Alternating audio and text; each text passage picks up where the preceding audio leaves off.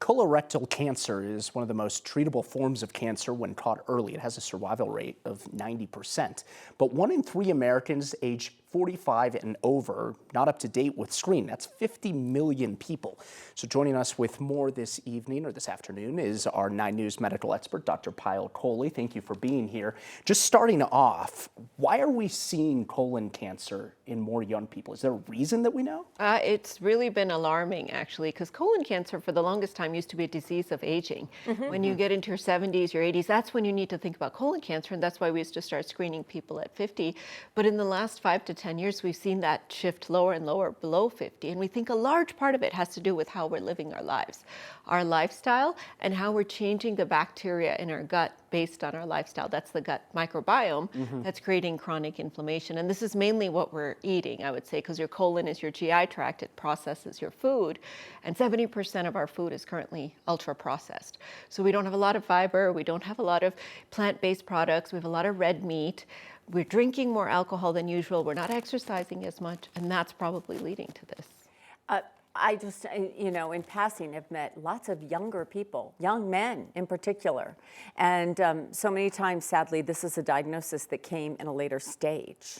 So is there anything we can do to kind of change that trajectory, or can we tell people, get screened early? Yeah, I mean, this is what breaks my heart, is that 70% of colorectal cancer deaths are preventable with an increase in screening, and yet we just heard that 1 out of 3 Americans who are eligible for screening are not getting screened. And so if you think about our colon, it's a hollow organ, right? It's designed to hold stool. So it can hide cancers and tumors really, really well without having a lot of symptoms. So we don't want to wait to rely on symptoms. We want to get on top of that screening, and getting started at that screening at age 45, which is now the new kind of time to get screened because they shifted it lower, is so important. We have to make sure that we advocate to each other to start to do that. Is that kind of the time, 45, where you really have to start getting serious about thinking about this and getting screened and going to your doctor? For most average risk Americans, yes, 45 is the time to start having those colonoscopies. But here's the caveat. There's a subset of us that are higher risk. Now, African Americans are higher risk. Those with a family history are higher risk. So if you have a higher than average risk, either because of a chronic inflammatory bowel disease or because of your family history, you may want to actually start screening at 40 or 10 years before your closest relative had cancer.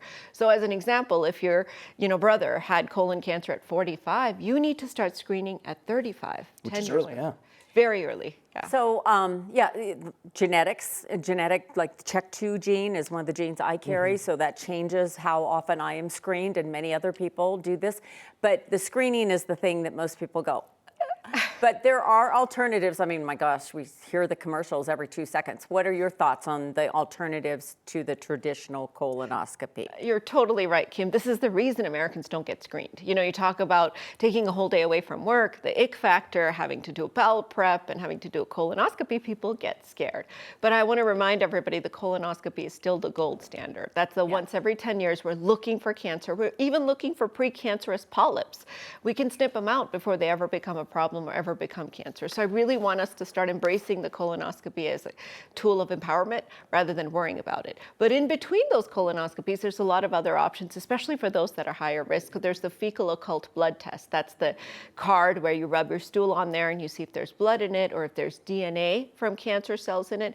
And now, earlier this year, they actually released a blood test that looks for markers of cancer in your blood. Now, reminder, these are not replacements for a colonoscopy, but adjuncts to really help us sort of stay on top of screening, because we want to be smarter than the cancer. Now, if you're looking for blood in the stool and the cancer is not leaking blood in your stool because it's not bleeding, you're not going to pick it up. So those are less sensitive. So I don't want us to replace the colonoscopy with those. And of course, it's Colon when you Cancer go get Awareness there, Month. as Tom always says, it's an experience because it's those thin curtains and everybody talks to you and it's great. It's fun. It's a good experience. But there's a lot we can do. We change our diet, we start moving, we start screening. We can do it. This is in our control. We can change this trajectory. So I want us to think about lifestyle changes, exercise, taking better care of ourselves so that we can get those screenings. It's an awful diagnosis. So thank you, Dr. Kohli. You can find much more from Dr. Kohli on 9news.com/Dr. Kohli.